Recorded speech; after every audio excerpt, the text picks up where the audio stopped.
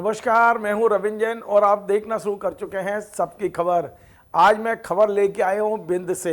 बिंद में भारतीय जनता पार्टी के 6 विधायक आपस में ही गुत्थम गुत्था हो गए हैं और ये खबर इसलिए चौंकाने वाली है कि भारतीय जनता पार्टी मध्य प्रदेश में काफ़ी अनुशासित पार्टी मानी जाती है और इस अनुशासित पार्टी में जिस तरह विधायक एक दूसरे के खिलाफ मोर्चा खोल रहे हैं, एक दूसरे पर कटाक्ष कर रहे हैं, एक दूसरे से कटुता कर रहे हैं और ये जो विवाद है वो बढ़ते चले जा रहे हैं। मैं आपको बताऊं, सबसे ज़्यादा विवाद हमने अभी तक जो सुना था वो सागर में सुना था, बुंदेलखंड में सुना था, जहां एक मंत्री और एक पूर्व मंत्री के बीच पिछले कई महीने से तलवारें खिंची हुई हैं। दोनों एक दूसरे के खिलाफ सह और मात का खेल खेल रहे हैं। लेकिन अब यह विवाद बिंद की ओर बढ़ गया है और बिंद में मुझे लगता है कि सागर से भी ज़्यादा कटुता, सागर से भी ज़्यादा कटाक्ष, सागर से भी ज़्यादा विवाद दिखाई दे रहे हैं। मैं आपको बताऊं, पिछले 7 दिन में जो कुछ बिंद में हुआ है वो भारतीय जनता पार्टी के लिए चिंताजनक हो सकता है, क्योंकि 6 विधायक आपस में गुत्थम गुत्था हुए हैं और ये 6 की 6 विधायक भारतीय जनता पार्टी के हैं जो एक दूसरे को नीचा दिखाने में कोई कसर नहीं छोड़ रहे हैं। मैं आपको शुरुआत करता हूं सीधी से। भारतीय जनता पार्टी की विधायक है रीति पाठक। उन्होंने शनिवार को जो कुछ किया वो भारतीय जनता पार्टी के लिए वाकई चौंकाने वाला भी है, क्योंकि एक आयोजन में, एक कार्यक्रम में जब उप मुख्यमंत्री और मध्य प्रदेश के स्वास्थ्य मंत्री राजेंद्र शुक्ला जी बैठे थे, उस समय भरे मंच पर माइक से रीति पाठक ने कहा कि मैंने मुख्यमंत्री से कह के सीधी जिला अस्पताल के लिए 7 करोड़ रुपए मंजूर कराए थे, वो पैसे कहाँ गए, क्यों नहीं इस जो फंड है वो सीधी तक पहुंचा है। वो ये भी बोली कि मैंने तमाम सारे पत्र लिखे हैं, मैंने उप मुख्यमंत्री को पत्र लिखा, मुख्यमंत्री को पत्र लिखा, लेकिन आज तक मेरे एक पत्र का जवाब नहीं आया है। जनता के लिए मांगेंगे, अपने जिले के लिए मांगेंगे और आप अगर विकास जरूर हैं, हम चाहते हैं कि आप रीवा से निकलकर विकास हमारे सीधी में भी करिए। अब सबसे बड़ा ये इसका तरीका है कि जिले अस्पताल की व्यवस्था, चाहे वो डॉक्टर से हो, चाहे वो वहाँ के स्टाफ से हो, चाहे वो इक्विपमेंट से हो, राशि सबसे पहले रचना के माध्यम से हमें दी थी। उस 7 करोड़ रुपए की राशि एक मुश्त मैंने सिर्फ इसलिए इस अस्पताल के लिए निकाला कि इस अस्पताल की व्यवस्था हो, लेकिन मैं बड़े दुख के साथ कहना चाहती हूँ कि हमारे स्वास्थ्य विभाग से उस राशि को कहां गुम कर दिया गया है। आप अंदाज लगाइए, एक भारतीय जनता पार्टी की विधायक जो सांसद रह चुकी हैं वो सीधा सीधा मुख्यमंत्री पर अटैक कर रही हैं और मुख्यमंत्री को कटघरे में खड़ा कर रही हैं। यद्यपि राजेंद्र शुक्ला जी बड़े धीर गंभीर नेता हैं, उन्होंने कोई सार्वजनिक रूप से बयान नहीं दिया है, लेकिन इतना तय है कि रीति पाठक ने एक बार राजेंद्र शुक्ला को आईना दिखाने का काम किया है और कहीं ना कहीं उनके प्रति जो नाराजगी है, उनका ये मानना है कि रीवा के राजेंद्र शुक्ला और लगे हुए सीधी में वो ध्यान नहीं दे रहे हैं, उनकी कॉन्स्टिट्यूंसी पे ध्यान नहीं है, वहाँ के जिला अस्पताल पे ध्यान नहीं है और इस तरह से एक तरह से उन्होंने सीधा सीधा अटैक किया है। अब मैं आपको ले चलता हूँ रीवा में ही। महूगंज और रीवा जिले के देव तालाब के विधायक, ये दोनों भी आपस में गुत्था गुत्था हो गए हैं और कटुता इतनी ज़्यादा बढ़ गई है कि एक दूसरे के खिलाफ बयान भी देने लगे हैं। मैं आपको बताऊं कि महूगंज के विधायक है प्रदीप पटेल और देव तालाब से विधायक है गिरीश गौतम। गिरीश गौतम मध्य प्रदेश में स्पीकर रह चुके हैं। गिरीश गौतम को इस बात की शिकायत है कि महूगंज के विधायक अपनी कॉन्स्टिट्यूंसी छोड़कर देव तालाब में आकर वहां प्रशासन पर दबाव डाल रहे हैं, धरने प्रदर्शन कर रहे हैं और मनमानी करने पर उतारू हैं। कल गिरीश गौतम ने बाकायदा एक पत्रकार से बातचीत में कहा कि शायद महूगंज की सारी समस्याएं खत्म हो गई हैं, वहाँ तो राम राज्य आ गया है, इसलिए जो प्रदीप पटेल है वो देवताला आकर वहाँ की समस्याएं सुलझाने में लगे हैं।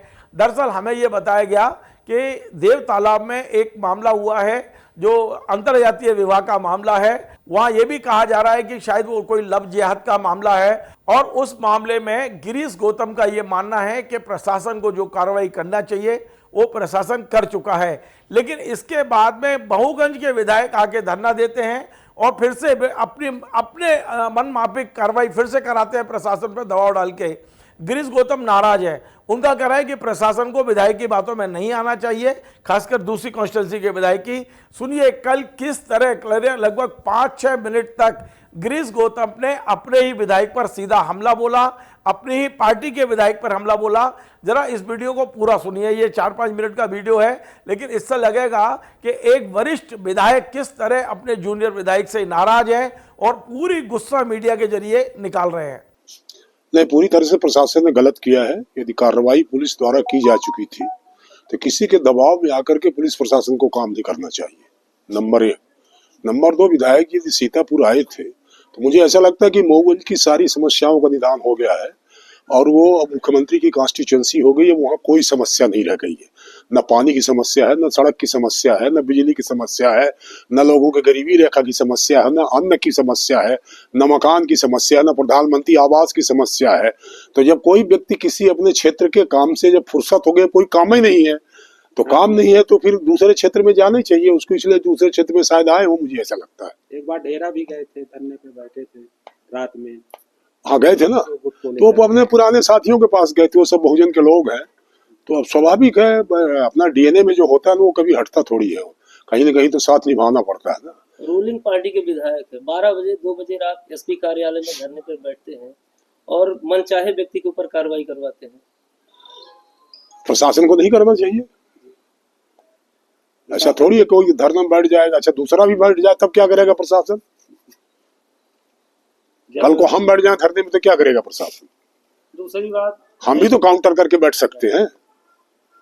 तो इसका मतलब थोड़ी कानून किसी प्रशासन को किसी दल के पक्ष में काम नहीं करना चाहिए, उसको तो निष्पक्ष होकर काम करना है ना। प्रशासनिक कोई कार्रवाई कर रहा है, पुलिस की कोई कार्रवाई कर रहा है, हम दबाव में कहेंगे किसी के खिलाफ मामला कायम कर लो तो पुलिस कायम कर लेगी, कर लेना चाहिए क्या? उसको तो अपना जो नया भारतीय न्याय संहिता आई या जो पुरानी सीआरपीसी उसके भीतर ना उसको काम करना पड़ता है कि मैंने अब थाने हम चलाने लगेंगे, एसपी ऑफिस हम चलाएंगे कि हम आदेश करेंगे नहीं ऐसा करना है। हम उनके आईजी थोड़ी हैं, एसपी के आईजी हम थोड़ी हैं, हम डीआईजी थोड़ी हैं, हम डीजीपी थोड़ी हैं।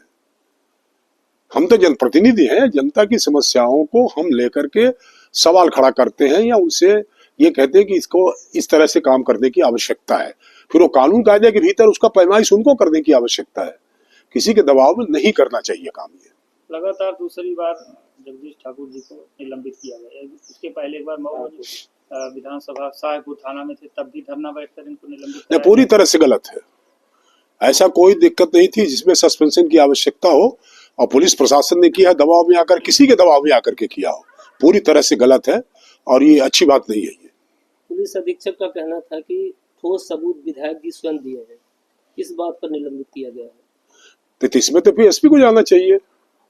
यदि आपकी पुलिस में इतनी एक तरह से सक्रियता नहीं है कि साक्ष्य इकट्ठा करें, अब साक्ष्य हम इकट्ठा करें, विधायक करे, जिला पंचायत सदस्य करे, सरपंच करे, दूसरा जनप्रतिनिधि करे, ये साक्ष्य इकट्ठा करने का काम हमारा थोड़ी है। हम इकट्ठा करके साक्ष्य देंगे और क्या साक्ष्य जरा दिखावे तो साक्ष्य क्या ले गए हैं, वो कौन से साक्ष्य ले गए हैं? पब्लिक डोमिनियन में आना चाहिए ना उसको। यदि विधायक के हाथ में कोई साक्ष्य है तो सीक्रेट नहीं हो सकती है वो, तो कौन साक्ष्य आई हो जरा दिखावे, उसको दिखाना चाहिए उसको। और विशेष कम्युनिटी पर जब भी देखते हैं धरना देते हैं, अपने आप को हिंदुत्व वाला नेता ज्यादा दिखाते हैं। अभी कल मेरे पास आए थे, एक हनुमाना के पास तहसील है और हनुमाना तहसीलदार का प्रकरण है। क्या प्रकरण है वो? वहां पर दो पटेलों ने करीब कई एकड़ जमीनों में अधिकृत कब्जा करके रखा है। ब्राह्मणों की जमीन है, ठीक है ना, ब्राह्मणों की जमीन है, उसमें कब्जा करके रखा। उन्होंने तहसील में अर्जी लगाई, अर्जी लगाने पर तहसीलदार ने आदेश किया कार्रवाई अतिक्रमण हटाने का और यह लिखा कि पुलिस फोर्स पूरा बल लेकर के मौके में जाकर के इसको अतिक्रमण को खाली कराया जाना है। नहीं जा रहे हैं उसमें खाली कराने, क्यों? क्या बात हो गई भाई? एक ही कम्युनिटी के हैं। अब हम ये कैसे कहें, पर पुलिस जा क्यों नहीं रही उसमें नहीं दिखाई पड़ता उसको। इससे बड़ी साक्ष्य क्या हो सकती है कि एक अदालत का आदेश है, अदालत का आदेश, उस अदालत के आदेश का पालन करने की आवश्यकता है, वो नहीं जा रहे हैं उसमें। उसका डिटेल वो हनुमाना का लगा, टेलीफोन लगा करके दो हमको, हम बता भी दे, साक्ष्य पूरा देते हैं आपको, जरा उसको दिखाइए। क्यों नहीं जा रहे यादें सोने के बाद भी उसको? जिस तरीके से इसकी जानकारी संघ और पार्टी में है ऊपर, नहीं तमाम है, क्यों नहीं है? पार्टी इतना, इसकी जानकारी लगातार होती है, पार्टी को इतनी जानकारी तो है, उसका विधायक, उसका प्रतिनिधि क्या कर रहा है ये तो जानकारी पार्टी को रहती है। देवतला विधानसभा की जनता पर उनका प्रभाव पड़ रहा है, कह रहे हैं कि बहुत बड़े नेता है ये, हिंदू को लेकर के लड़ाई लड़ते हैं, धरना प्रदर्शन देते हैं, जबकि वहाँ आप 20 साल से हैं। ये जो लड़ाई है ना, इसमें बहुत सारे रिजल्ट हमने देखे। इस तरह के लड़ने वालों का वजूद ही समाप्त हो जाता है, आप समझ गए ना? इस तरह की लड़ाई लड़ने में वजूद ही समाप्त हो जाता है। न्याय की लड़ाई लड़ना चाहिए हमको, कोई अन्याय हो रहा उसके खिलाफ हमको खड़ा होना चाहिए, उसमें कोई बात नहीं है। पर इसलिए कि कोई टारगेट करके हमको लड़ना है, एक ही हमारा बिरादरी का कोई अन्याय कर रहा तो हमको नहीं खड़ा होना है, वो भी तो जनता समझती है ना। हमारे पक्ष का कोई गड़बड़ कर रहा तो हम उसको एक शब्द नहीं कहेंगे, हम उसको नहीं कहेंगे कि तुम अन्याय कर रहे हो तो नहीं करना चाहिए। हमारा काम ये भी है ना, हमारा ही आदमी कोई गड़बड़ कर रहा तो हमको उसको कहना चाहिए कि तुम अन्याय क्यों करते हो, ये नहीं करना चाहिए अपने को। तो आपने गिरीश गौतम को सुना। इस संबंध में अब से कुछ देर पहले हमने प्रदीप पटेल जी से बात करने की कोशिश की। वे प्रयागराज में एक हवन में बैठे थे। उन्होंने अपने एक संदेश वाहक के जरिए कहा है कि वे गिरीश गौतम के बयान का कोई जवाब नहीं देना चाहते। गिरीश गौतम वरिष्ठ हैं, सीनियर हैं और हम उनका सम्मान करते हैं, लेकिन हम उनकी बात का कोई जवाब नहीं देना चाहते। लेकिन इन दोनों के बीच का विवाद सड़क पर हमें दिखाई दे रहा है। अब मैं आपको ले चलता हूं, बड़े चौंकाने वाली खबर बताने वाला हूं। निश्चित तौर पे आप चौंक जाएंगे। अभी कुछ दिन पहले मुख्यमंत्री डॉक्टर मोहन यादव रीवा पहुंचे थे और वहां पर दो विधायकों के बीच में जो कुछ हुआ वो बड़ा शर्मनाक था। दो विधायक उनसे मिलने बैठे थे, एक थे त्योतर के विधायक सिद्धार्थ तिवारी और दूसरे थे मनगवा के विधायक नरेंद्र प्रजापति।